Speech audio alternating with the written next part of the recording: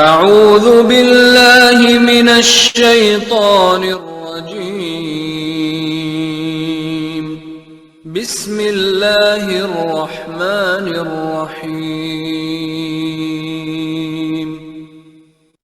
الرحمن علم القرآن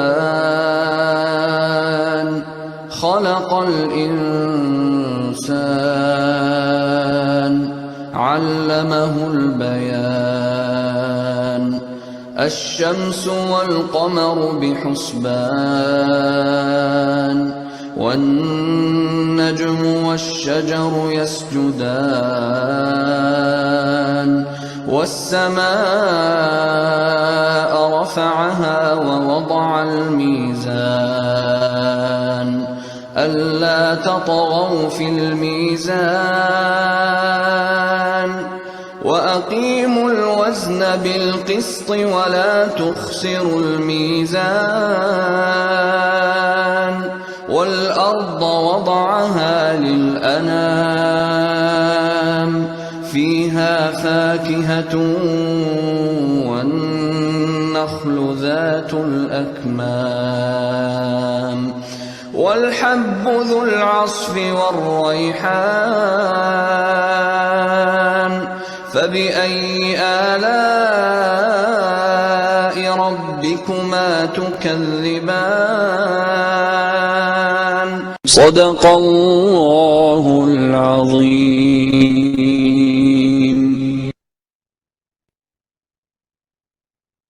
Bismillahirrahmanirrahim. Assalamu alaikum everybody.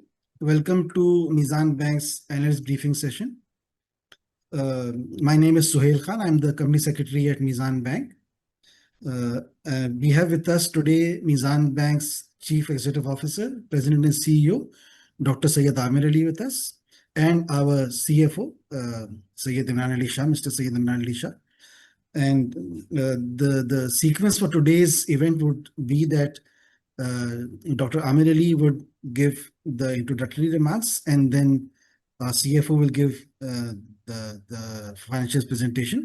After the presentation, we will have the session open for questions and answers. The protocol for questions and answers would be as follows. Please raise your hand through the Zoom raise hand option, and inshallah then we'll take the questions as the sequence as they come in, and you can also give your question on the chat. My only request to all the participants is, if you have a question, please go ahead with the question, but kindly request from making general comments. With this, thank you very much. And I would now like to invite Dr. Ahmed Ali to kindly, sir, give your opening remarks. Bismillahirrahmanirrahim. Assalamu alaikum everyone. Welcome to Meezan Investor Conference. This is about our financial performance and position for the period ended March 30, 2026. So, Alhamdulillah, the profit after tax has improved by 6%, and we reported a profit after tax of 23.4 billion rupees. The basic earning per share has increased to 13 rupees per share. The total assets of the bank remained flat, though we registered a 10% growth in deposits, and our deposit reached to 3.6 trillion rupees, which includes roughly 93% of CASA. But the total assets remained flat because the growth in deposits was used to pay off certain financing obtained from Central Bank of Pakistan, and a corresponding decline in the financing assets, which the CFO will explain in detail in next slide. But on this slide, you can well note that the advances to deposit ratio, or which we commonly call as financing to deposit ratio in Islamic banks, has dropped from 51% in December 2025 to 42% by the close of first quarter, and that's primarily because of adjustment of seasonal financing. The return on equity remained very healthy and promising at 34%. We added 10 new branches during the first quarter. And as I told you in my previous briefing, that we intend to open 150 branches during the year. So we have already opened 10 of those during the first quarter, and many others are in the process. We are moving fast on this, I would say, initiative for the year 2026. So now we are present in 365 cities. Distribution to shareholders has also increased from 7 rupees per share per quarter to 7.5 rupees per share in the first quarter of 2026.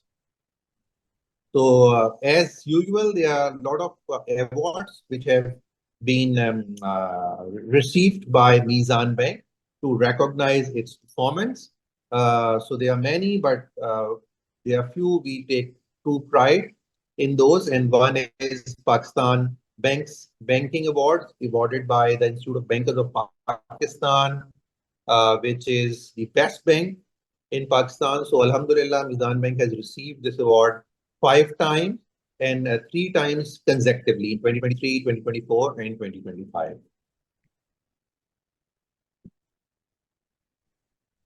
So moving on, this is another very prestigious award for us, which is the CFA Society of Pakistan Award.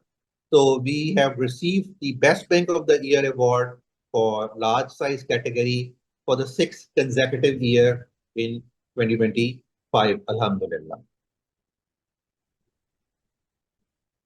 So now my colleague Imran Shah will take you through the financial performance of the bank, and I will remain available to answer any questions. Bismillahirrahmanirrahim. Assalamu alaikum, everyone, and thank you, Dr. Amir, for the opening remarks. I will only delve on the details which have not already been covered by the CEO. So in terms of the balance sheet numbers, gross financing is down 9%. This is primarily a seasonality impact where our corporate and commercial financing is down from a high watermark in 2025, whereas consumer financing has registered a growth of around 12% in the preceding quarter. NPL ratio, although is up from 1.84% to 1.96%, the absolute amount of non-performing financings have actually gone down by 830 million, whereas our NPL coverage ratio has improved by 5%. During the quarter, investments were also up by 3%, whereas CASA deposits were up by 11%. As mentioned previously, CASA mix has improved from 91 to 93%, whereas our capital adequacy ratio has also improved from 19.2 to 19.54%. Our cost to income ratio came in at 31.9% compared to 28.1% in the corresponding period last year.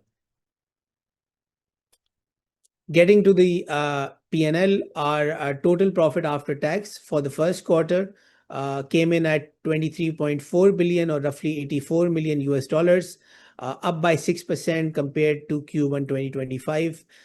Net spread earned was down by 1% quarter over quarter. The main reason here was primarily the decline in the average policy rate, which went down from 12.3% to 10.5%. Whereas fee, commission, and other income was up 26%, foreign exchange income was up 13%, and dividend income was up 58%. We also registered healthy capital gain on Sukuk to the tune of 951 million rupees. Total income consequently was up by 4%, whereas operating expenses were up by 18%, primarily driven by compensation and operating expenses. Our total profit before tax was up by 1%, and because of the decline in the average tax rate from 53 to 52%, our profit after tax was up by 6%. In terms of the quarter over quarter numbers, our total profit after tax was up 7% versus Q4 2025. Net spread earned was down 4%, primarily because of the decline in the return in financings, whereas total income was also down 1%. Operating expenses compared to Q4 2025 are down by 11%. Consequently, the profit before tax number was up by 5%.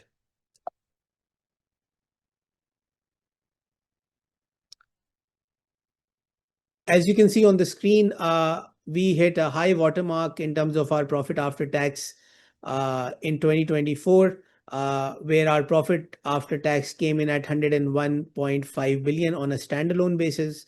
Last year, our profitability was down by 12%, and given the policy rate outlook, we remain optimistic that we would be able to beat our 2024 numbers if the current trajectory continues. In terms of the balance sheet, total balance sheet or total asset size went up by 19% compared to March 2025, with investments growing by 31% and deposits improving by 26%. However, compared to the December close, our balance sheet was flat.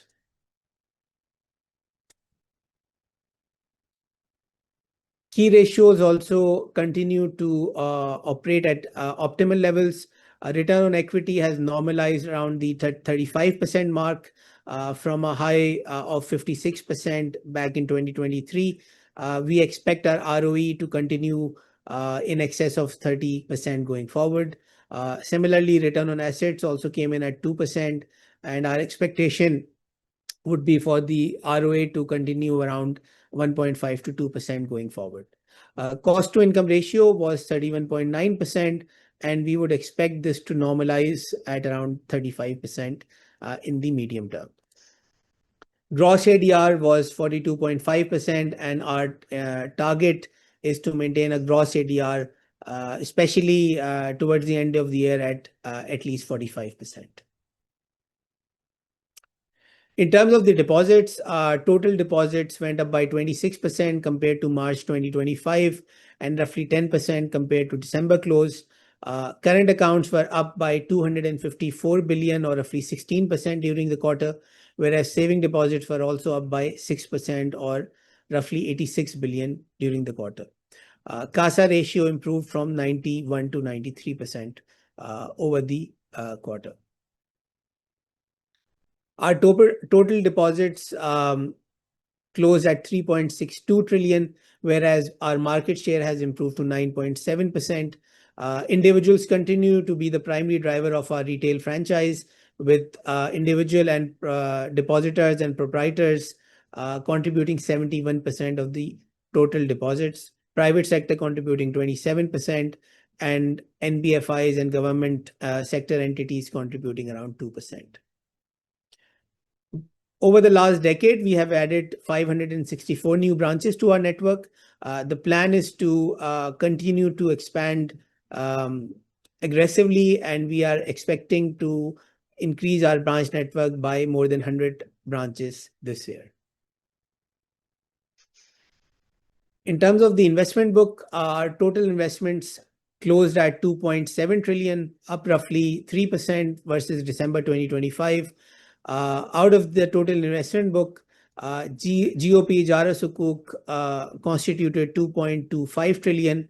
Out of this, around 1.7 trillion or roughly 74% relates to variable rate Sukuk, whereas 578 billion or roughly 26% is invested in fixed rate Sukuk. The duration of the fixed rate portfolio is around 1.5 years. On the financing front, our key performance indicators continue to show healthy metrics. Our total NPL ratio is still one of the market leading ratios at roughly 2%, whereas our coverage ratio has improved from 146 to 151%. In terms of the financing composition, corporates continue to be the main driver of our financing book, contributing around 73%. Commercial and SME constitutes roughly 17% of the portfolio, and consumer book has grown over the last 15 months from a share of 5% to now contributing around 9% of the total financing. We are carrying a total provision of 45 billion with an additional charge over and above the IFRS 9 requirements of roughly 13.6 billion. Capital adequacy ratio also remains healthy with CET1 ratio of 17.47% versus a requirement of 7.5% and a Tier 1 ratio of 17.9% versus a minimum requirement of 9%. In terms of fee and commission income, the main drivers of the increase in total NFI were debit card related fees, which were up by 44% compared to Q1 2025. Trade related fees and commissions were also up by 6%, and branch banking fees was up 28%. Fee income from subsidiary and related funds was down by 40%, whereas cash management fees and investment banking related fees also showed a healthy uptick. Trade volumes have also increased from the corresponding period last year, closing at 2.9 trillion rupees. 39% of this related to exports and roughly 61% was related to imports.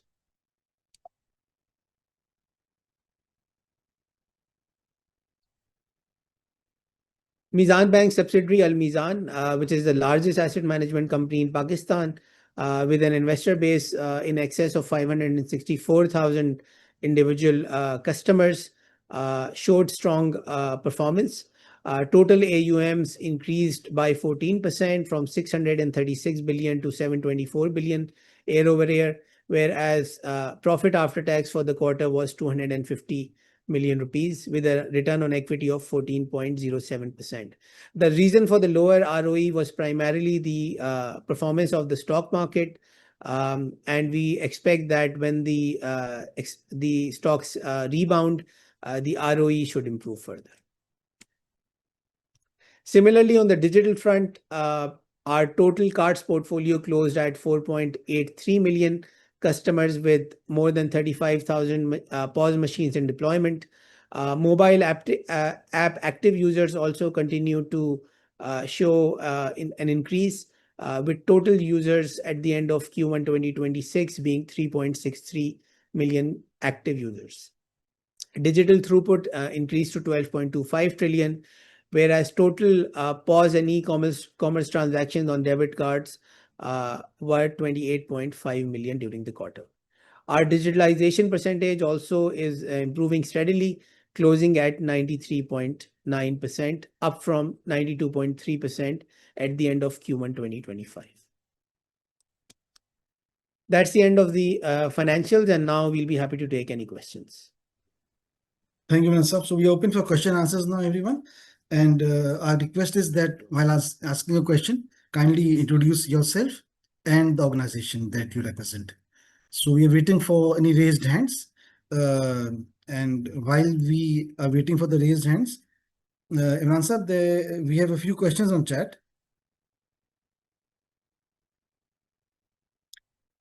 One question is the word being used is rumors of Meezan Bank entering the credit card business. If so, how does the company plan on launching credit card business without compromising on strong Sharia compliance brand value of the bank? So in terms of, Talha, I think this is not a rumor. We have been explaining in the previous few analyst briefings that the Sharia compliant credit card has already been approved by our Sharia board. And we are inshallah looking forward to launch a Sharia compliant card by next year. The reason why it is taking longer than anticipated is to ensure that the transactions are fully Sharia compliant. And I'm sure our customers and investors can take comfort from the fact that Sharia compliance is a core value of the bank, and any products that we launch would 100% conform to the Sharia standards. So I think that should be comforting for our investors that the product which has been approved by our Sharia board is 100% Sharia compliant. Amir Saab, if you want to add anything.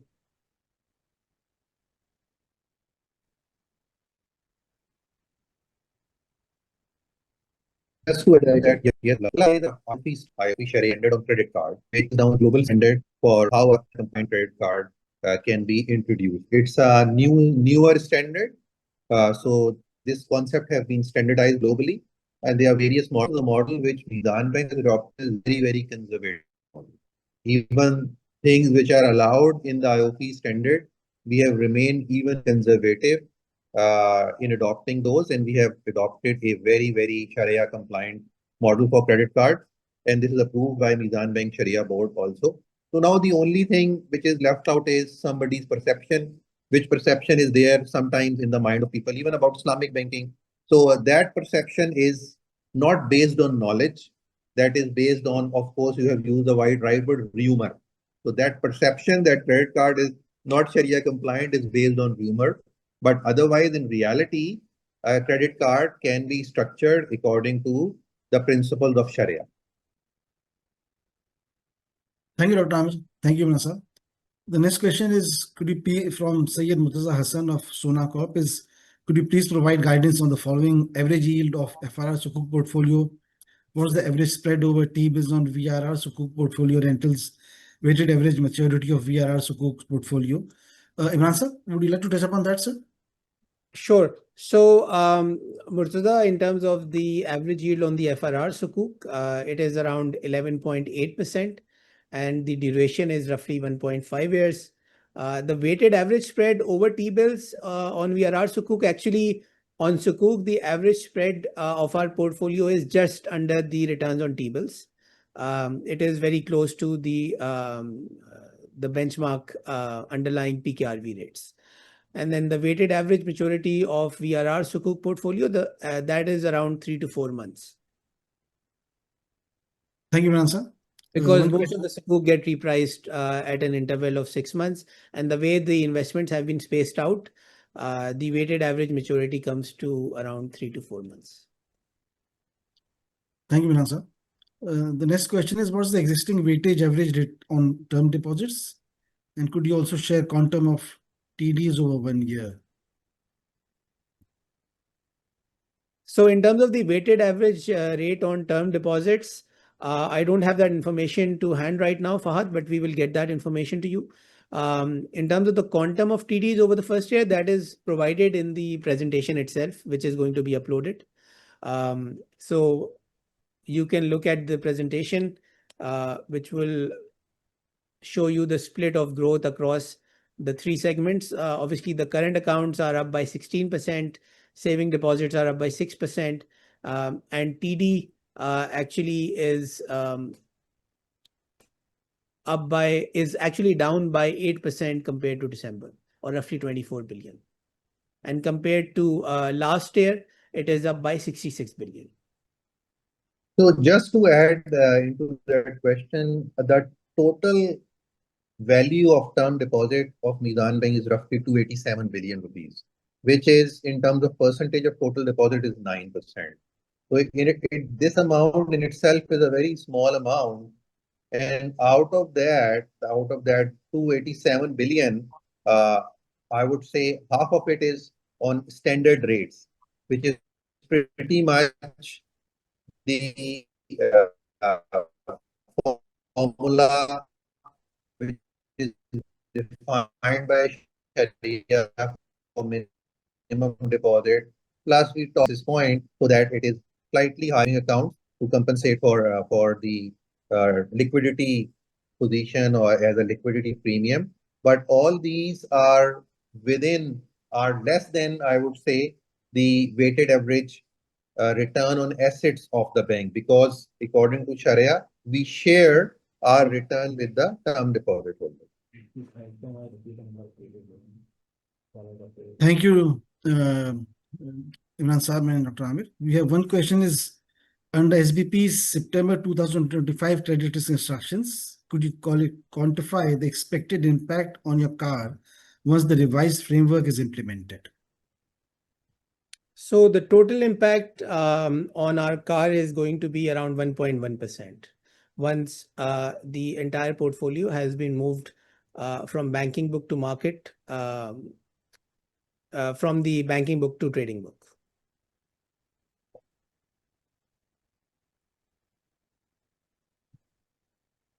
So we have no more questions in chat, and there are no.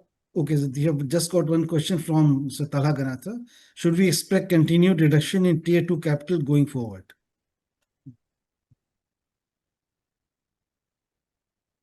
Yes, right now the plan is to pay off our Tier 2 capital when we are allowed to do so by the central bank.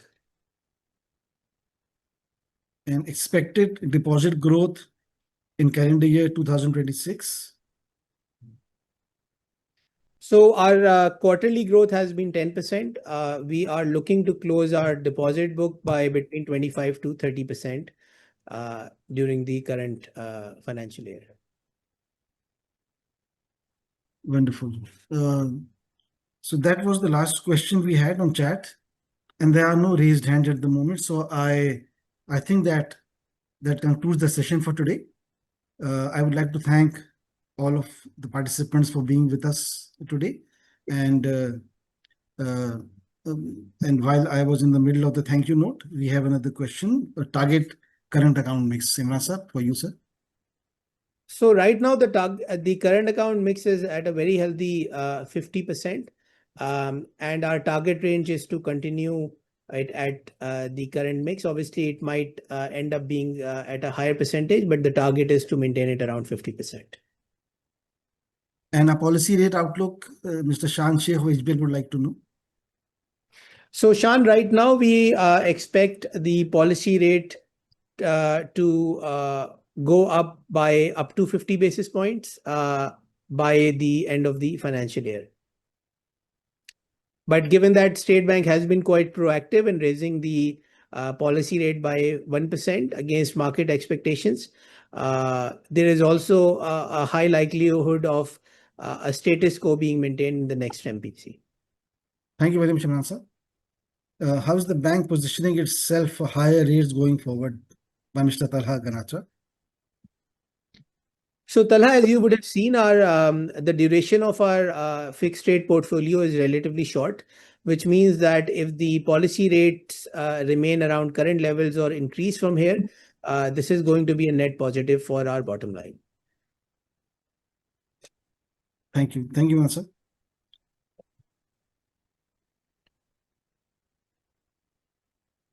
We have a question by Mr. Mohammad Wasim. The bank is currently maintaining a general provision of rupees 13.6 billion over and above the IFRS 9 ECL, permitted under the SBB's relaxation until December this year. Could you elaborate on your strategy for this buffer, specifically whether it is expected to be reversed, and quantify the potential impact on CET1 and overall CAR once the regulatory allowance expires? So Wasim, this right now the central bank has given us until the end of 2026 to carry the general provision, and there are discussions and deliberations happening on whether this deadline can be extended, and that is something which we are actively looking into. Thank you, Ansar. Fiza of Atlas AMC is asking, would the repricing lag affect the bottom line in coming quarter? The repricing lag affect the bottom line in coming quarter? It will, Fiza, depend on the way the secondary market yields behave. Obviously, secondary markets were already pricing in a 1% increase even before the last MPC, which meant some of our Sukuk portfolio actually got repriced at the higher rates.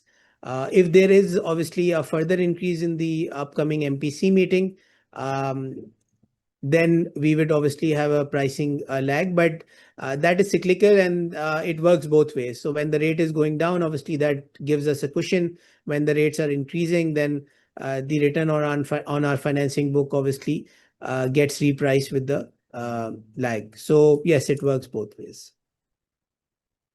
Plus one more thing, Fiza, I think which you are thinking about is with reference to the MDR, which is applicable on conventional banks. So in case of conventional banks, when rates are going up, MDR is reset at the very next month and their earning yields increase after a lag. So their NIMs compresses, which is exactly reverse when rates are declining.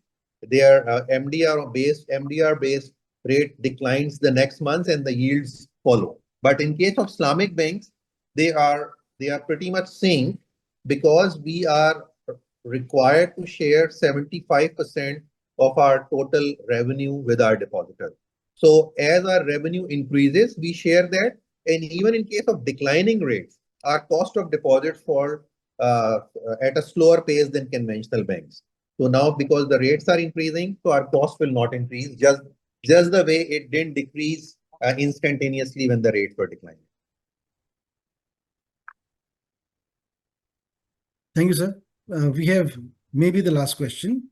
As you know, UBL is very aggressive in its Islamic banking side and now has crossed deposits of FABL also. How are you planning to keep Meezan on top?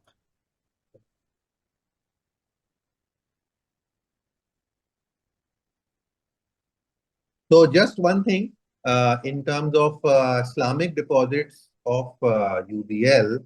So UBL presently has a deposit base of in Islamic of 957 billion rupees. So Meezan is at 3.6 trillion rupees, and that is growing at a sustainable and decent pace. So our focus is to grow our deposit and grow our core deposits. So we are not trying to raise deposits from all types of segments. If you like, you can just go into the financial statements of other banks and see how much deposits they have raised during last 1 year from government, from public sector entities, from NBFIs. So we have not raised any deposit from these segments during last few years. Hardly there is an increase. They are pretty much constant. So our focus is core business. And core business is the deposits coming out from individuals and private sector. And when we say private sector, these are commercial and SME clients. So our focus will remain there, and we will not try to raise billions and trillions of rupees from government and public sector and NBFIs. So on an apple-to-apple comparison basis, I think we are able to maintain our position in terms of raising deposits. Yes, we are not chasing deposits coming from NBFIs, public sector and government, which are high cost deposit, and we will not chase those deposits because we as Meezan Bank are a core retail bank and a commercial SME bank, and where we have surplus funds, we lend those or we finance those to corporate clients. So this is our model. We continue to stick with it. Thank you, Dr. Amit. Thank you so much, sir, for a very good explanation. And I believe that that was our last question for this session. Thank you very much. Thank you, everyone. Thank you very much for joining us. Thank you, Dr. Amit. Thank you, Imran sir. And with this, I would say Assalamu alaikum, Khuda Hafiz to all the participants. Inshallah, we will see you in the next session. Assalamu alaikum, Khuda Hafiz. Thank you.